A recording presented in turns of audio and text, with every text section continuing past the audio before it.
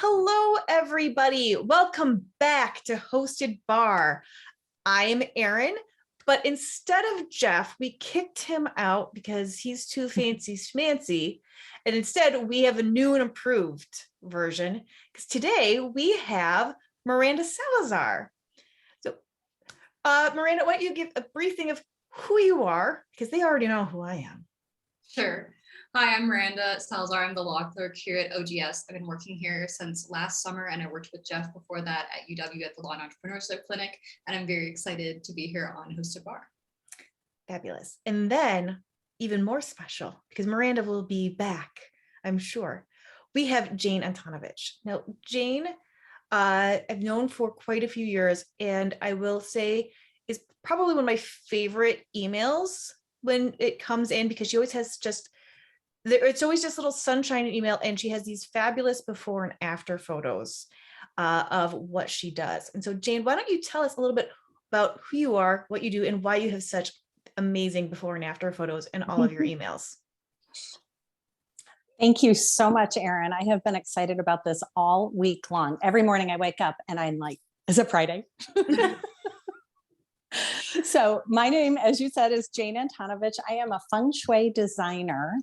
And I also, so I work with clients to harness the power of their spaces, the energy of whether it's their living space or their working space, to be able to serve them and give them the best possible life that they are dreaming of. So it is not unusual for me to ask in our very first meeting with clients, what do you dream of? What do you want for your life? Not just what do you want as in, do you want a red sofa or a blue one?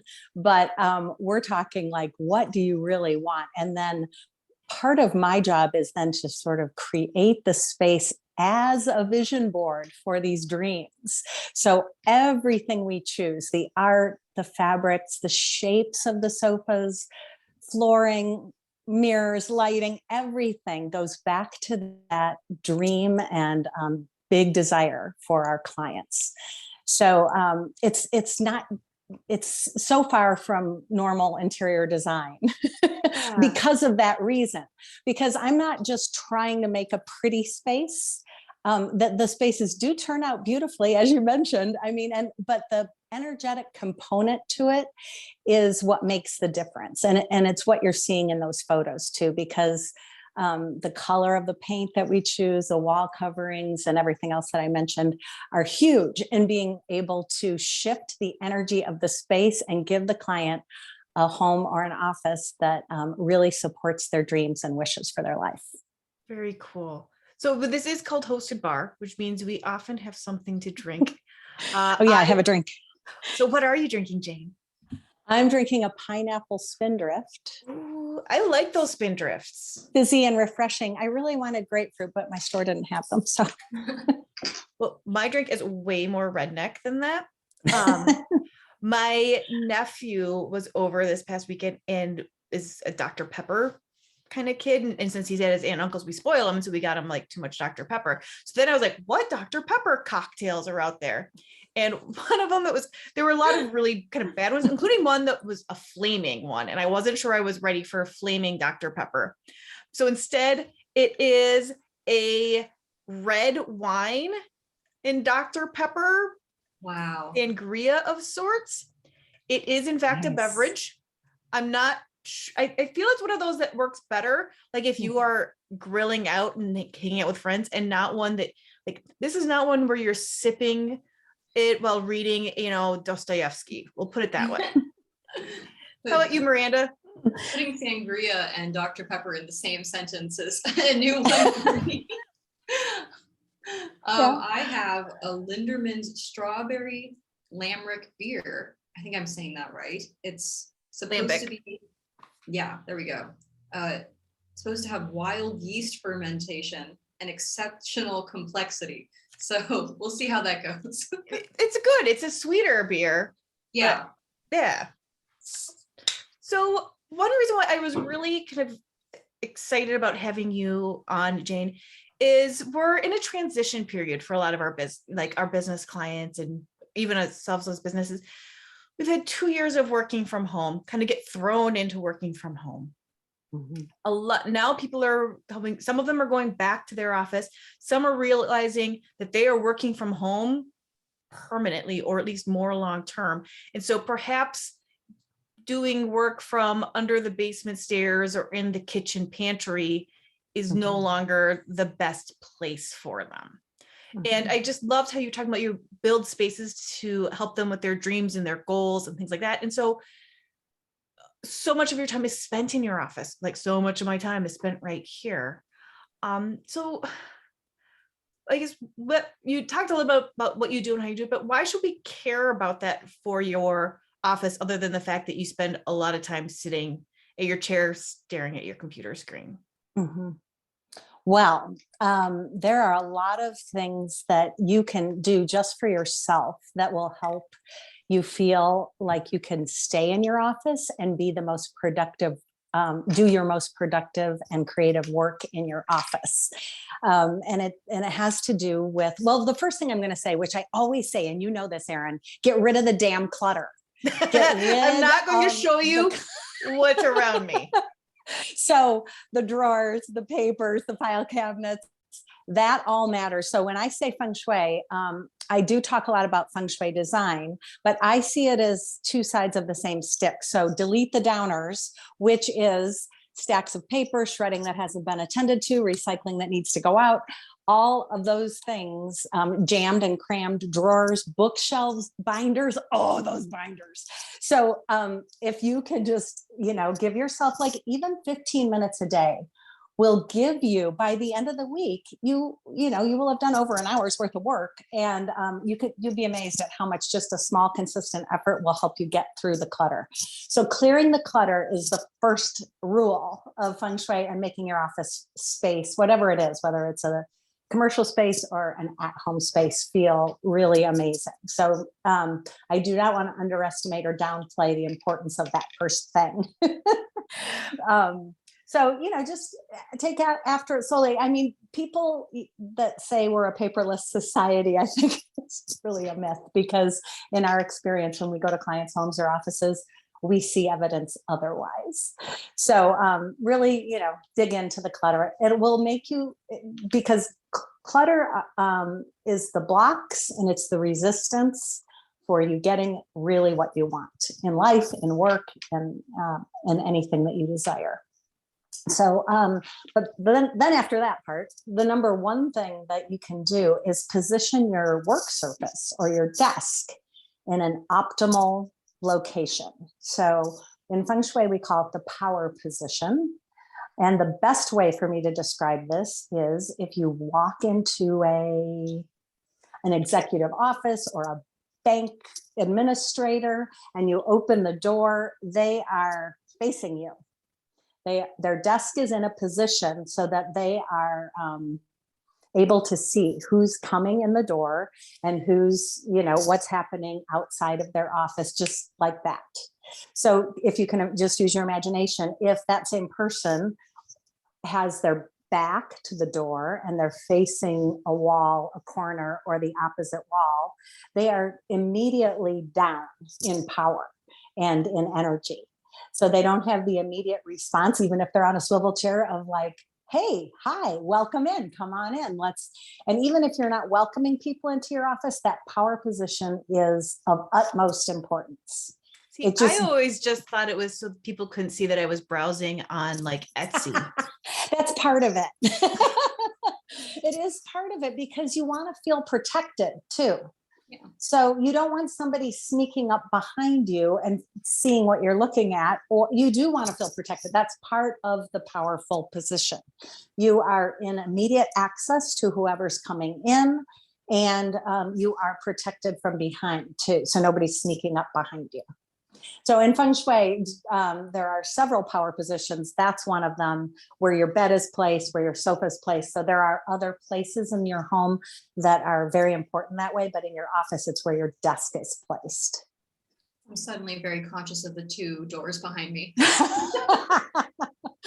Yeah, well, But you have the natural lighting, right? That's right. Well, I mean, that is kind of part of it, is that with Zoom now, if I did Yeah. switch the other way, I would be backlit all of the Right. time. Because I had thought Right. about that. I was like, maybe I Right. shouldn't be staring into the sun all day, every day. Right. But then it would mess up my camera stuff. So Right. Well, it looks like you're in witness protection then. that's true. You've got like, you're in darkness and the light is coming from behind. So yeah, there is that whole layer of being virtual and being on camera. So that is something to take into consideration. And so when you're talking about feng shui, you're talking like you said it's kind of like building your dreams and things like that and how you look at it. But what is it? Like, it's something that I see a lot on Pinterest. Yeah. But like, what are we actually talking about? So it is at least a 5,000-year-old art, science, energetic form.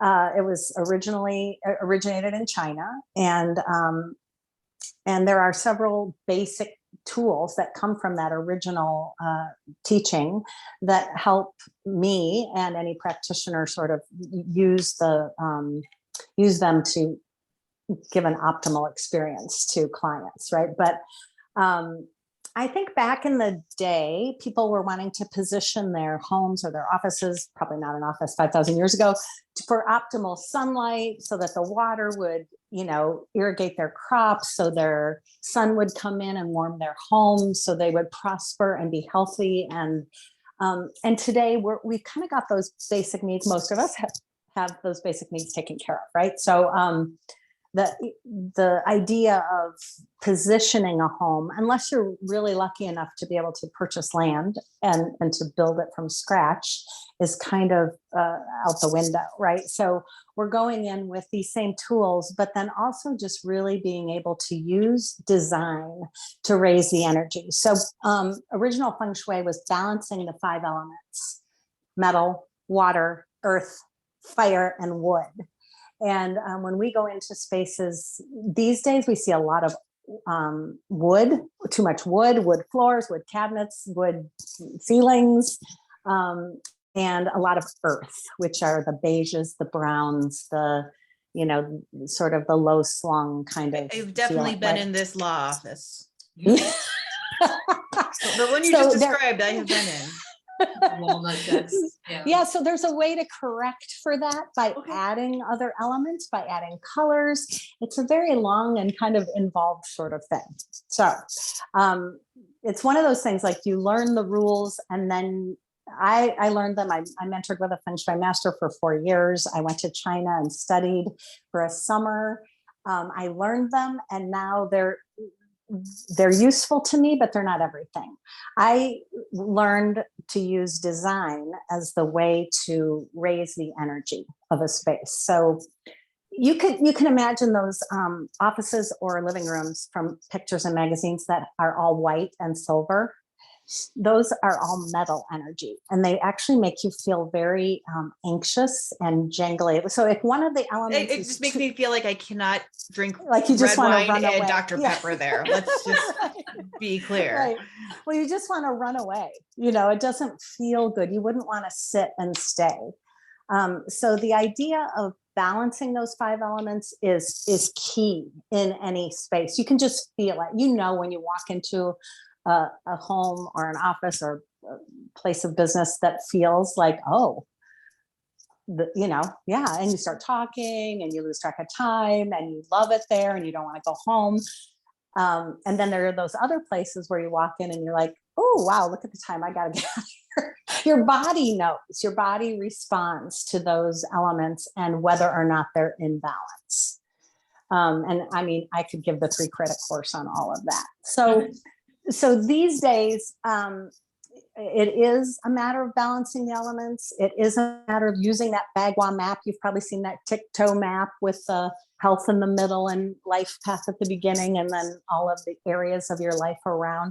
It is important, but it isn't the be all end all, because what I'm intending to do with clients is just make their space feel out ahead of them. So here's a great way to think about it. So if your space isn't feeling good to you and you think I should do something, then, and you're vibrating here, it means that your office or your home is like somewhere down here. It's not even a match to you, or you wouldn't even think of it. You would just be like, it's fine, right? So if you pick everything, you go decide to spend $5,000, you buy new furniture, you paint the walls, you're going to match yourself. It's going to feel good for a year or so. And then you're going to continue to grow. Your space is not going to keep up. And all of a sudden it's going to feel, like a downer again. So what I see my job is as to pull the space out ahead of my clients. And so they have a point of growth there. It is essentially personal growth work. It's not always comfortable. I occasionally have people cry or get agitated when I offer them the colors or the arrangement or the, fabrics. But once it's done, people are always like, oh my gosh, I never would have picked this for myself, which is true. And it just, it pulls you out ahead so that you have this place of growth, and it always feels amazing for the clients. So your first thing is, it's a lot about what isn't in your space as much as is, right? Get rid of the clutter, get rid of the stuff. But Miranda's just starting her, her everything, right? She's starting her career. She's starting to figure out where she's going to live, that she's not a student, all of that. So I feel like telling me, I could go out and buy things, or I could do that, but we're kind of in different spaces. So how can someone like Miranda, who doesn't get as much control, or people who are going into their home, their offices where they don't really get control over, a lot of times even where the desk is placed or the color of the walls, they get told what it is. So what can they do to kind of make it their space or their thing when you're limited? You don't have a lot of you're limited in what you can do because your landlord says, no, that's the color of walls you get. Right. So sometimes we paint anyway, and then, do that ask for forgiveness instead of permission thing.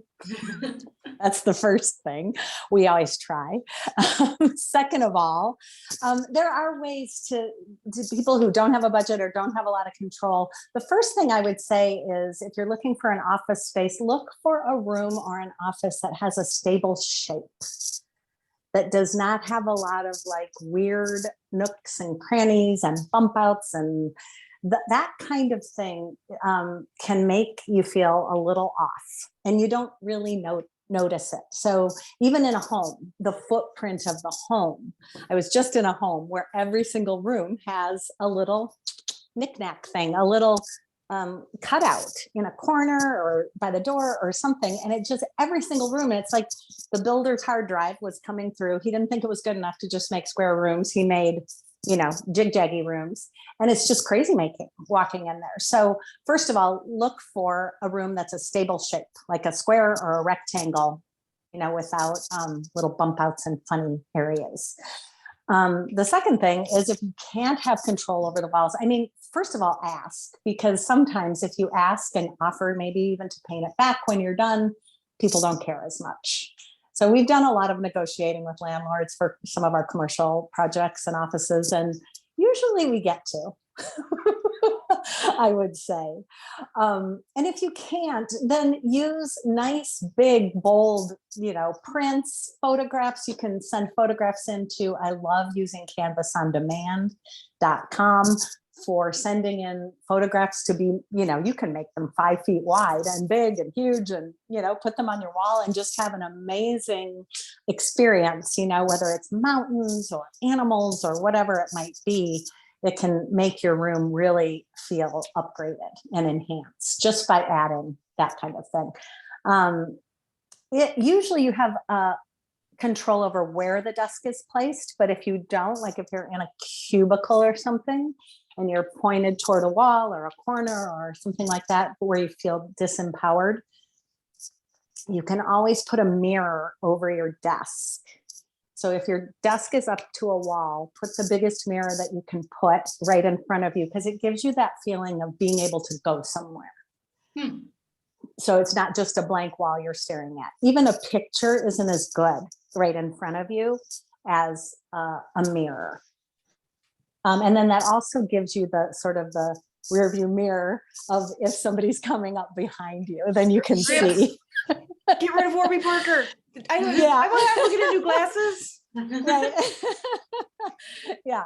So those are some simple things you can do. You can also add plants. That's a great way to, give yourself an upgrade without spending too much money. There you go. Great job, Miranda. And whatever you can do to let go of the clutter and just make things simple, clean, and stable. That's a good word for starting out. Have the desk feel stable, like everything in your room should feel like it really has a reason to be there. So I often say everything matters.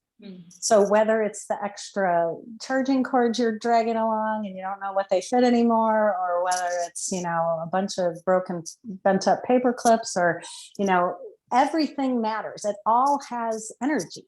And so if you're dragging along the old broken stuff, or the stuff that you don't care about anymore, or books are a big one, whether it's office or home, because each page is a thing. And so they get so stagnant and so stuck if they're not being opened and read. So if you love your books, I was worried that you were going to say I'd give my books, but as long as I'm reading them, I'm okay. Yeah, as long as they're getting opened and loved and read, and then because that smell when you go into a library or an old bookstore, and it's just that stagnant smell of paper deteriorating. It's the chi has gone down so far, the energy, that the books are, they'll just start to disintegrate. And that's what happens when things aren't touched and loved and, aren't important to you and your life. The message I'm getting is just love your books more. Yeah, come on, Erin. I can do that. Yeah, move them around, even just taking them off and editing, just like, okay, this whole first shelf, are these all still relevant, important? Do I love them? There might just be one that goes, but that's good. Just every once in a while, look through things and just notice, does it still speak to your future? Does it still feel relevant, pull you forward, or is it holding you back and dragging you back and feeling like a downer?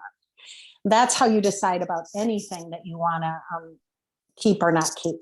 It's really because a lot of times we have our emotions will jump in and be like, oh, but my Uncle Tim, he gave that to me, and I blah, blah, blah, blah, blah. I hate that thing, but he gave it to me. And I hate the thing, but I love Uncle Tim. Right. It's not so, people are collapsing the person with the thing. And whether the person who gave it to you is dead or alive, if you had the guts to ask them face to face, they would probably, if they would rather you keep the thing or feel good or healthy or, have an amazing space, almost everybody says, oh no, they would much rather me feel good about my life than hang on to this, whatever, silver candle snuffer or whatever. So emotions jump in, and sometimes reasons jump in when you're getting rid of things like, oh, I paid good money for that, or oh, there's still some good life in that, or whatever it is. So that's useful information, but it always comes back to your spirit. Just, do I love this? Is this important to me? Does it feel like my future or not? And because sometimes, it's just easy to get tricked by some of that other information coming in. So I guess that I had never thought about like the motion aspect of plants, because definitely when last year hit and I had to do all of my 2L year of law school in my apartment, I went out and I went from having one plant named Robert to having 42 plants over the course of the summer. I just couldn't get enough of the plants. Yeah. I think because I like the way they look, I like the air purifying nature. Mm-hmm. But then this motion idea that you're mentioning, where I would literally come in and they would have moved themselves to adjust to the sunlight, or they're putting out a leaf. And I love watching them put that motion into the space. Right. And it is new, and it feels like things are shifting and it's not stagnant. So plants, as long as they're healthy and living, I have gone into homes and spaces where there are a lot of dead ones or dying ones. And I'm like, you are not a plant hospital. Like, send these back to Mother Nature and go get some new ones because that is a downer. Yeah. So dried leaves and crunchy, but if you're taking great care of them and they're loving you back, it's an amazing way to increase the chi or enhance your space energetically. Yeah. All of them, but the calatheas seem to like me. I can't have any more calatheas. Okay. Good to know. Chi there. Say goodbye. Yeah, I know. And that's the other thing about I almost said donate, but sometimes people have this belief that like donating is akin to throwing something away. And I always say, just imagine the things that you don't love anymore, the things that you don't use anymore, they are going to, for you, they're a downer, but for somebody else, they're going to be way up here, an old bridesmaid's dress or a, pair of tennis shoes. I mean, I used to teach in the public schools in Madison. There were kids that did not have shoes. So, to find a new pair of sneakers that pinch somebody and they haven't worn them in 3 years, as their new pair of sneakers, they would be over the moon. So consider donating as gifting to the community or, wherever you want to donate. But it is an interesting shift sometimes to think about it that way rather than just throwing it away.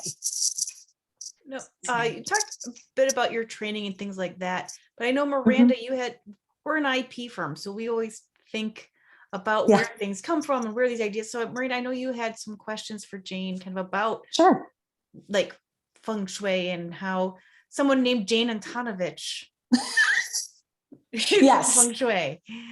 Yeah. I would love to hear more. You said you studied for like 4 years with the master. I would love to hear about like what all that entailed. Yes.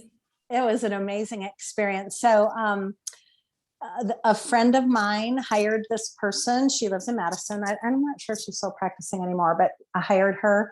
And I was always, even as a kid, very interested in my living space. My parents would ask me to rearrange the furniture. If they were recovering furniture, they wanted me to pick what it was going to be. I just always had that kind of interest, but I was never sort of steered that way for education or anything. I went into teaching. And so my friend hired this person. I saw what happened at her house and I was just blown away. Like my antennas were like, what? And so of course I had to have her come to my house. And she came in, she's walking around looking, and she's like, she knew that I wanted to be in a relationship. So that was one of my hopes and dreams at the time. She said, well, you've got the knives and the toaster in your relationship corner, Jane. And so I said, well, that's pretty much how it's going. So I think we need to. So, I mean, we did that kind of shifting, but we painted everything. We moved the furniture. The whole house kind of top to bottom. And I mean, fast forward to now, I've got like the best husband on the planet. My girls are all grown and I've got 6 grandkids and, life is amazing for me. So I know I have anxiety about my toaster placement though. You're gonna have to go check. Right. Yeah, I mean, it's a funny story from way back then, and it was my first experience with her, and so I just kind of, she knew that I was already good at keeping things organized because I was a single mom and I had 3 little girls and, we got the bills paid, we got them out the door with the lunches and everything else. And so one summer when I wasn't teaching, she had a client who needed some editing, some, decluttering work. And so she said, will you work with him? And I was like, oh, yeah, sure. I have time and I'd love to. And I went into his home. His name was Roger. And behind his sofa, he had stacks of Arthritis Today magazines, like 2-foot stacks, hundreds of magazines. And no surprise, he had arthritis and was suffering and was going to have back surgery in the fall. And, we went through his whole place, got everything gone. And the next summer kind of came around and I was like, gosh, I wonder how Roger's doing. And So I checked with his daughter. I couldn't get a hold of him. And I thought, oh, his worst fear, because what he said to me was, I don't want to leave this mess for my kids. So I finally got a hold of his daughter, and she's like, oh my gosh, no. He moved to Florida. He met a woman. They're taking dancing lessons, and he canceled his back surgery. And I was like, what? So that was like my first sort of experience. And then when I was talking to my mentor, she was like, this is feng shui. You're changing the energy of a space. And so I kind of kept going with clients, and just on the side, and just doing the organizing and decluttering, which is definitely energetic work, because at first I was like, oh, isn't that nice? The closet's pretty and the garage looks good and all that. But then the stories, like the Roger story, kept, showing up. And I was like, gosh, people were getting better jobs. They were finding their sweetie, their kids were doing better, they were losing weight, they were going to yoga more, they were whatever it was, it started to kind of click with me. And I had this very long conversation with her, and she said, well, I'm going to China with the Professor Wei Dong at the university, who is Chinese and has started a feng shui museum in, I can't remember which part of China, and would you like to come? So I went, I got to see the feng shui sort of firsthand. And in China, it's a very magical sort of hush hush kind of thing. Here in the West, we take everything and just like blow it up and make it, So, but anything like, yoga has an energetic component, anything that's kind of come from the East to the West, we do our own thing to it, but, it still stands the test of time. And so after that trip that summer, I asked her if I could mentor with her. And so I did give up my teaching job. I did not retire. I resigned from the public school system, which most people don't. They wait it out. Especially pre-pandemic. Yeah, right.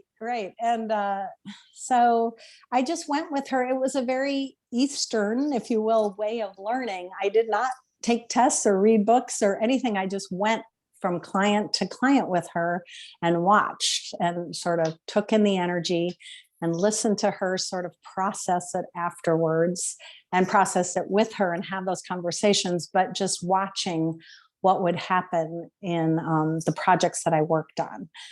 From beginning to end, and worked kind of behind the scenes, facilitating, ordering things and checking back in and that kind of thing, but more often than not, just watching the energy and being a part of the experience is what taught me more than anything. And it was intense and hard at sometimes, but it's just been so amazing, because now it's been, I think it's been 10 years that I've been on my own doing feng shui design. And I have somebody on my team that does the decluttering and organizing side of things. But it's just amazing to me to see what the results are for people. I mean, I'm just thinking of this couple where they both just right away got their dream jobs. I mean, one said she wanted to be a international speaker, but her office, I wish I could show you the picture, but it is on my website. So if you dig through all those blog posts, you could find it. Her office was, desk under the eaves, facing the wall, with a big cluttery bulletin board in front of her, and a TV and a cat scratcher, and, just beige walls and peeling paint, and, how it is. And so, we went in and it's a little Cape Cod, so the ceilings have dormers, and it was one of those kind of cool upstairs bedrooms. And we wallpapered the whole ceiling, same as the walls, in a medallion, kind of a metallic gold medallion wallpaper on ivory. Gave her a brand new desk, moved the position so she was in a much more prominent position. Lighting, everything else I talked about. It was not long before she had a big speaking gig in Texas, and the next year she was speaking in Paris. And she was just like, I just can't believe it. And then her wife, just like that, she just got a job with, it's like the public defender's office. Maybe she's an attorney. So anyway, that's the kind of work she wanted to do. And they both were just, immediately launched into dream careers and we did their whole house, but the office was quite drastic of a change. So can you believe it? like 30 minutes, just like that. I told you it goes fast. It does. I could just keep talking forever, as you can tell. Well, it's so much fun because you clearly have a passion, not just for the thing, but for helping clients. And that's something that I hope Miranda learns just how much that makes work so much easier when you love the work and why and who you're helping. Right. That's the most important thing to me is the clients. I mean, just watching their lives shift, and it's totally why I do the work. I mean, you know, we can look at magazines if you want to see pretty pictures. So thank you so much, Jane. You're welcome. Really appreciate you coming. You're so welcome. Thanks so much for being our first hosted Bark in 2022. Oh, that's awesome. Thanks so much, Erin. It was great to meet you, Miranda. Yeah, you too. Thank you so much. All right. Bye. Hey.